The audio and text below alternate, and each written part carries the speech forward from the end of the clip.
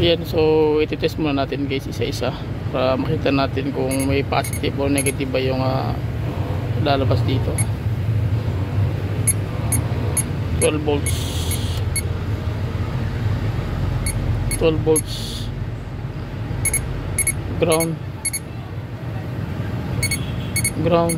So ibig sabihin kompleto din niya rito, wala problema rito guys. So dito naman sa kabila tayo, ground,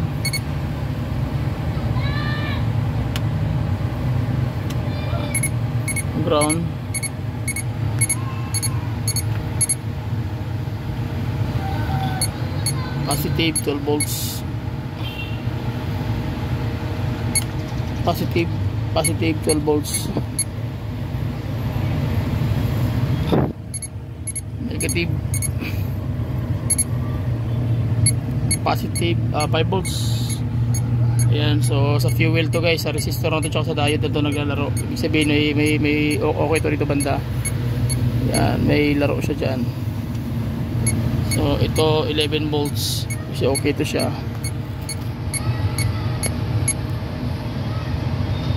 Dito empty, itong white yellow ay white red, 2 volts. Okay, 2 volts.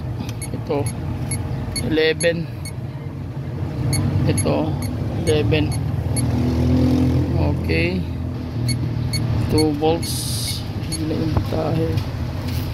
Okay, so balik muna ako guys.